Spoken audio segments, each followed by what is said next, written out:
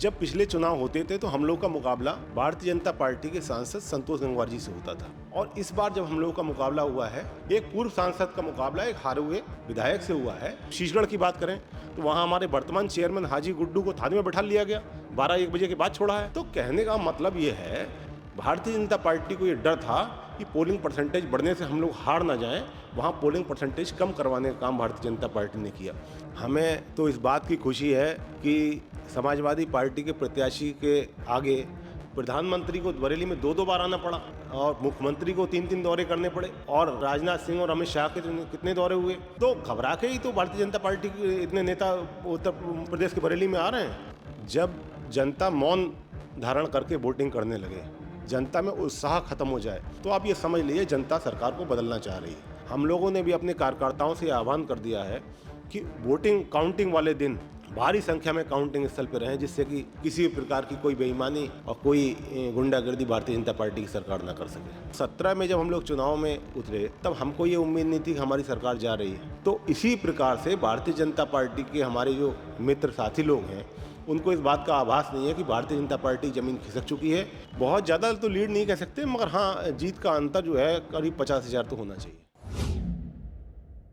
आदाब, नमस्कार। मैं वसीम अख्तर और आप देख रहे हैं द लीडर हिंदी। जैसे जैसे मतगणना का वक्त नज़दीक आ रहा है, 4 जून में अब कुछ वक्त बचा है, उससे पहले प्रत्याशियों की धड़कनें तेज़ी हैं, लेकिन पब्लिक के बीच बहस तेज़ हो गई है कि मतगणना के बाद अब ईवीएम से किस तरह का नतीजा सामने आने जा रहा है। हम भी इस चीज़ की विवेचना में लगे हैं और तमाम जितनी पर्सनालिटी हैं राजनीतिक, ऐसे लोग जो चुनाव पर करीबी नज़र रखते थे, हम उनसे बात कर चुके हैं। आज हमारे साथ समाजवादी पार्टी के ज़िला महासचिव और लोकसभा के प्रभारी संजीव यादव हैं। हम उनसे जानते हैं कि उन्होंने पांचों विधानसभाओं में घूमकर देखा है कि बरेली में किस तरह का माहौल रहा और उनका आकलन इस चुनाव को लेकर अब क्या है। संजीव भाई, जिस तरह से चुनाव हुआ है, भारतीय जनता पार्टी के नेताओं के अपने दावे हैं और पब्लिक में अलग तरह की बहस चल रही है। आपने भी चुनाव को बहुत करीब से देखा है, आपको क्या लगता है कि किन मुद्दों पर चुनाव हुआ है? और अगर हम समाजवादी पार्टी की जो गठबंधन के कैंडिडेट रहे उनकी जीत की बात माने तो उसमें किन वजहों को आप जिम्मेदार मानेंगे? देखिए, ऐसा है, जब व्यक्ति या पार्टियां सरकार में होती हैं तब उनको इस बात का अंदाज़ा नहीं होता है कि उनके पैरों की ज़मीन कब निकल गई। यही हाल भारतीय जनता पार्टी का है। भारतीय जनता पार्टी अपना विश्वास खो चुकी है और पब्लिक में भारतीय जनता पार्टी का ग्राफ बहुत तेज़ी से नीचे आया है। आज से 1 महीने पहले का ग्राफ कुछ और था और आज का ग्राफ और है। जैसे जैसे चरण आगे बढ़ते जा रहे हैं, भारतीय जनता पार्टी का ग्राफ हर दिन नीचे गिरता जा रहा है। बरेली की अगर हम बात करें तो बरेली में जो वोटर्स में रोष था, वो स्मार्ट सिटी को अगर हम छोड़ दें तो आम देहात में अगर हम जाएंगे तो बरेली की कोई ऐसी सड़क नहीं है जो भारतीय जनता पार्टी की सरकार में बनी हो। तमाम गड्ढे हैं सड़कों पर, कोई विकास की योजना नहीं है। केवल 5 किलो गेहूं की बदौलत ये लोग जनता को गुमराह करने का काम कर रहे हैं। कोई विकास की योजना नहीं है। अब आप देख रहे हो जैसे जैसे चरण आगे आते जा रहे हैं, ये चुनाव को डाइवर्ट करते जा रहे हैं, विकास को पीछे ले जा रहे हैं। विकास का कोई काम इन्होंने किया ही नहीं है। तो भारतीय जनता पार्टी की असल वजह यही है कि समाजवादी पार्टी ने जिस तरीके से अपना बूथ लेवल तक का संगठन मजबूत करके रखा और हम लोगों ने चुनाव को बड़ी मेहनत से लड़ा, और हमें इस बात की खुशी है कि आपसी मनमुटाव और आपसी गुटबाजी को सबको ख़त्म करके समाजवादी पार्टी का एक एक कार्यकर्ता चुनाव में लगा और यही हमारी जीत का मूल मंत्र है। तो ये चुनाव पर्सनालिटी पे हुआ है या आपको लगता है कि जिस तरह से भारतीय जनता पार्टी के जो जो उनका काडर वोट है या जो बेस वोट है वो मोदी के नाम पर वोट देता था, उसने उसी तरह से इस बार भी वोट दिया है? देखिए, दोनों बातें महत्वपूर्ण हैं। चेहरा भी बहुत बड़ी चीज़ होती है। जब पिछले चुनाव होते थे तो हम लोग का मुकाबला भारतीय जनता पार्टी के सांसद संतोष गंगवार जी से होता था और इस बार जब हम लोगों का मुकाबला हुआ है तो हमारा मुकाबला एक हारे हुए विधायक से हुआ है, जीते हुए सांसद से नहीं हुआ है। एक पूर्व सांसद का मुकाबला एक हारे हुए विधायक से हुआ है। तो चेहरे का भी महत्व है, लेकिन समाजवादी पार्टी का जो कैडर है वो बहुत मजबूत है और समाजवादी पार्टी के प्रत्याशी के चेहरे को भी देखकर लोगों ने वोट दिया है। जो हार जीत वाला वोट है, जैसे हम बात करें तो एक वोट जो पहले ही तय हो चुका था या तय कर चुका था कि उसे आपके साथ आना है, वो जब वोट डाल रहा था तभी शोर भी मचा रहा था कि वो किधर वोट दे रहा है। वो हम लोगों से भी बातचीत जब हो रही थी तो ये बता के जा रहे थे कि हमने किसे वोट दिया है। ऐसे ही बहुत सा वोटर ऐसा था जो हमने भी बात की तो उनका ये कहना था कि हम मोदी के नाम पर वोट दे रहे हैं।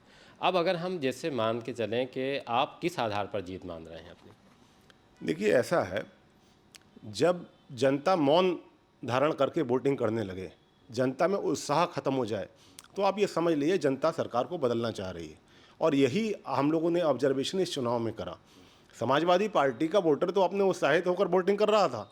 भारतीय जनता पार्टी के लोगों ने समाजवादी पार्टी के जो परंपरागत बूथ थे, जो हम लोग पोलिंग स्टेशन हमेशा से जीतते चले आए हैं, वहाँ पर को वोटिंग परसेंटेज कम कराने के लिए कई जगह हमारे कार्यकर्ताओं को थाने में बैठालवाने का काम किया।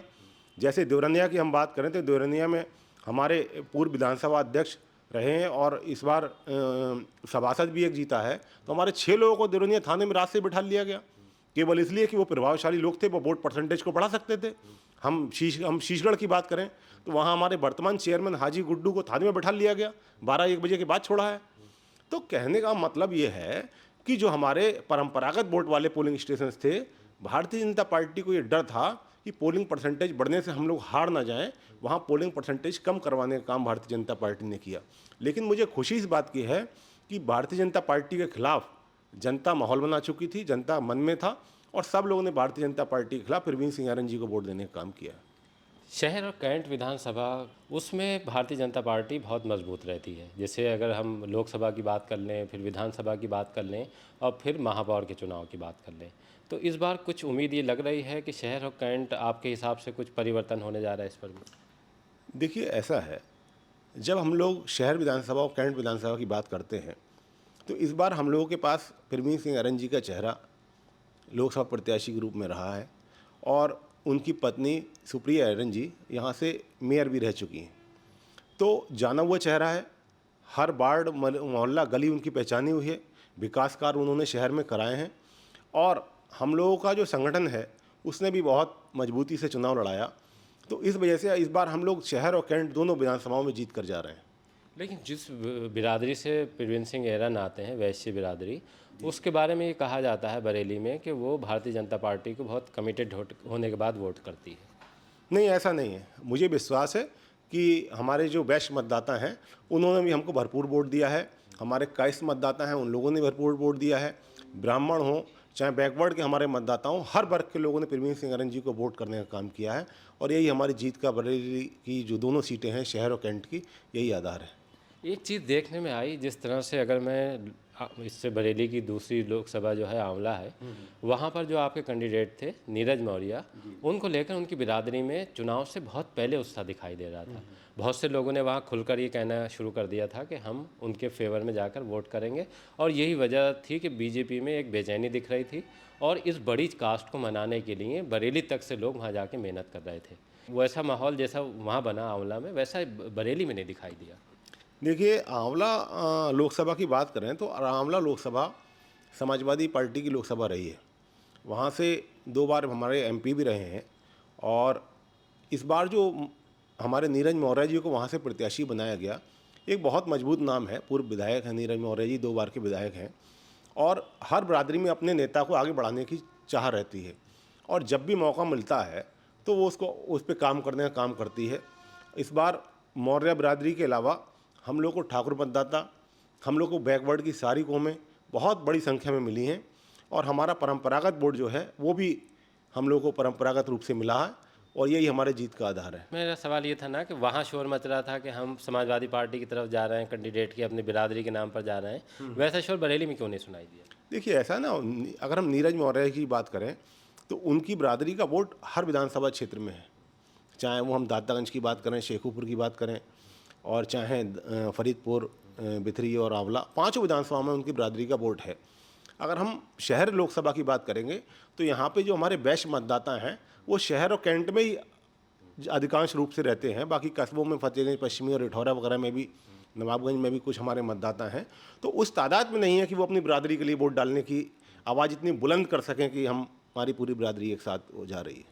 5 विधानसभाएं हैं यहाँ पे, 5 विधानसभाओं में 2 में 9 विधानसभाएं। जैसे अगर हम लोकसभा की बात करें तो लोकसभा में 5 हैं, 5 में अगर देखें तो एक विधायक ही आपका बचता है, क्योंकि बहेड़ी की बात करें तो बहेड़ी पीलीभीत में आ जाती है जहाँ से अताउर रहमान विधायक हैं। अब बची है भोजीपुरा से आपके शहजाद इस्लाम हैं। अगर हम विधानसभा वार इस चुनाव को देखना चाहें तो एक विधानसभा को छोड़कर सभी जगह उनके विधायक हैं भारतीय जनता पार्टी के। तो ऐसे में जहाँ भारतीय जनता पार्टी के विधायक हैं वहाँ भी आप ये मानकर चल रहे हैं कि आपकी जीत होगी, या आपको लग रहा है कि विधायक हैं तो हम कहीं कमज़ोर होंगे? देखिए, लोकसभा का चुनाव विधायक पर डिपेंड नहीं करता। लोकसभा का चुनाव पूरे देश के परिदृश्य बदलने के लिए होता है।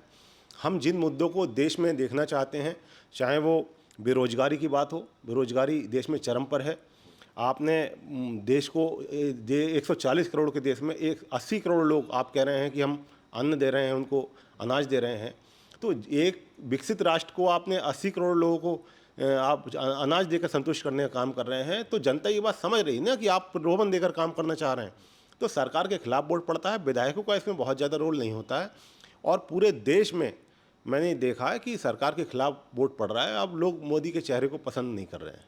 5 विधानसभाओं को अगर हम देखें तो सबसे ज़्यादा वोट भोजीपुरा में पड़ा है, जहाँ से आपके विधायक हैं। फिर मीरगंज, और मीरगंज के बाद नवाबगंज, और फिर शहर और कैंट विधानसभा है। तो आप क्या मान के चल रहे हैं कि कितनी विधानसभाएं आप आगे रहेंगे, कितनी विधानसभाओं में भाजपा पीछे रहेगी? देखिए, हम लोगों को इस बात की खुशी है कि 2022 में जब विधानसभा के चुनाव हुए तो हमारे जो भी प्रत्याशी रहे, चाहे नवाबगंज से भगवत सिंह गंगवार जी, और भोजीपुरा से शहजिल जी, और मीरगंज से सुल्तान बेग साहब, और कैंट में सुप्रिया जी और राजेश अग्रवाल जी रहे। उन लोगों ने अपने चुनाव की तरह इस चुनाव को लड़ा, और यही हमारी जीत का आधार है। जो गलतियां उन्होंने 2022 के चुनाव में करी, जिसकी वजह से हमारी सीटें नहीं निकल पाईं, वो गलतियां दोहराई ना जाएं, इसको लेकर उन लोगों ने ध्यान दिए ने काम किया। और हमें इस बात की खुशी है कि हम 5 विधानसभाओं से अच्छी लीड लेकर आ रहे हैं, और भोजीपुरा इसमें नंबर 1 पे रहेगी। चुनाव फंसा हुआ मान रहे हैं, या आपको लगता है कि बहुत ज़्यादा मतों के अंतर से जीत होगी? बहुत ज़्यादा तो लीड नहीं कह सकते, मगर हाँ, जीत का अंतर जो है करीब 50,000 तो होना चाहिए। 50,000 से आप जीतेंगे? जी बिल्कुल, निश्चित रूप से हम लोग जीतेंगे। लेकिन भारतीय जनता पार्टी की तरफ से जो अभी नेताओं से जिनसे मेरी बात हुई है, जैसे मेयर साहब से बात हुई, गुलशन आनंद जी से बात हुई, रमेश जैन से बात हुई, इन लोगों का कहना ये है कि जो जीत होने जा रही है भारतीय जनता पार्टी की वो लाखों में है। देखिए, ऐसा ना, अब मैंने ये बात शुरुआत में ही कही कि जब आदमी के सरकार के नीचे से जब ज़मीन निकलती है तो उसको पता नहीं होता है। हम लोग भी पिछले 2003 से 2007 तक उत्तर प्रदेश में सरकार में रहे, और 2012 से 2017 तक भी सरकार में रहे। तो 17 में जब हम लोग चुनाव में उतरे, तब हमको ये उम्मीद नहीं थी कि हमारी सरकार जा रही है। तो इसी प्रकार से भारतीय जनता पार्टी के हमारे जो मित्र साथी लोग हैं, उनको इस बात का आभास नहीं है कि भारतीय जनता पार्टी ज़मीन खिसक चुकी है, और पूरे देश में सांप्रदायिकता का माहौल पैदा करने वाले लोग को जनता जो है वो शिकस्त देने का काम करने जा रही है। लेकिन वो तो यहाँ तक कह रहे हैं कि जो 11 बजे के बाद ही ये लोग भाग खड़े होंगे वहाँ से मतगणना से। देखिए, ऐसा है, भारतीय जनता पार्टी के लोग, अभी मैंने कहा कि जब वोटिंग करने से ये लोग रोक रहे थे, हमारे कुछ प्रमुख नेताओं को बिठा लिया, क्योंकि उत्तर प्रदेश में सरकार भारतीय जनता पार्टी की है, और काउंटिंग के दौरान चुनाव आयोग तो निष्पक्ष काउंटिंग कराएगा, इस प्रकार से हमें उम्मीद है। लेकिन प्रशासन तो पूरा भारतीय जनता पार्टी की सरकार के हिसाब से काम करेगा। लेकिन हम लोगों ने भी अपने कार्यकर्ताओं से आह्वान कर दिया है कि वोटिंग काउंटिंग वाले दिन भारी संख्या में काउंटिंग स्थल पर रहें, जिससे कि किसी भी प्रकार की कोई बेईमानी और कोई गुंडागर्दी भारतीय जनता पार्टी की सरकार ना कर सके। नहीं, वो जो 11 बजे की बात कह रहे हैं, तो क्या लगता है कि आपको कुछ ऐसा सीन बन रहा है, या वो ये दावा कर रहे हैं? देखिए, ये एक स्ट्रेटजी है भारतीय जनता पार्टी की, और आप इसको अपने ऊपर मत ले जाइएगा। गोदी मीडिया के कुछ चैनल्स वोटिंग मशीन खुलने से पहले ही भारतीय जनता पार्टी को 15-20 सीटों पर आगे दिखाना चालू कर देते हैं, जिससे कि मानसिक दबाव बन पड़े प्रशासन के ऊपर, और प्रशासन उसी हिसाब से काउंटिंग करवाने का काम कर सके। तो समाजवादी पार्टी के लोग इस बार उनके इस रणनीति में कामयाब नहीं होने देंगे उनकी रणनीति को, और निश्चित रूप से समाजवादी पार्टी विजयी का सर्टिफिकेट लेकर दोनों लोकसभा में आने का काम करेगी। अच्छा, ये पता लग जाएगा कि कौन 11 बजे भागेगा और कौन वहाँ से विजय सर्टिफिकेट लेकर? भारतीय जनता पार्टी के लोगों के चेहरे अभी से मुरझा गए हैं।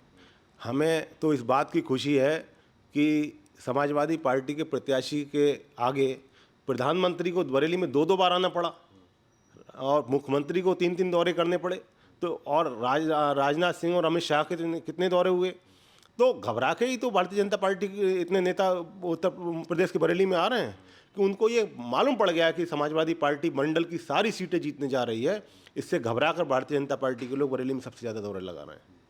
जैसे सीधा चुनाव हुआ है, जी। जैसे बहुजन समाज पार्टी भी इस चुनाव में नहीं है और गठबंधन, और दूसरी तरफ भारतीय जनता पार्टी के नेता हैं, तो ऐसे में जो एक जो जीत वाला वोट है, अगर हम माने जो टोटल वोट है, तो कितना मान रहे हैं कि आपके कैंडिडेट को कितना मिल जाएगा? देखिए, हम लोग तो ये मान के चल रहे हैं, अगर बरेली लोकसभा की बात करें तो हमें लगभग 6.5-7 लाख वोट मिलना चाहिए। अच्छा। जी जी, अच्छे मार्जिन से हम लोग चुनाव जीतेंगे। बाकी भारतीय जनता पार्टी के जो प्रत्याशी हैं, मैं उनके बारे में कोई बात नहीं कहूँगा, उनको निराशा ही हाथ लगने जा रही है इस बार चुनाव में। अभी आपने समाजवादी पार्टी के लोकसभा प्रभारी संजीव यादव को सुना, उन्होंने साफ कर दिया है कि करीब जीत का अंतर 50,000 से रहने वाला है, और ये भी कह दिया है कि 11 बजे कौन मैदान छोड़कर जाएगा ये 4 जून को पता लग जाएगा। तब तक इंतज़ार कीजिए और देखते रहिए द लीडर हिंदी, खरी बात मजबूती के साथ।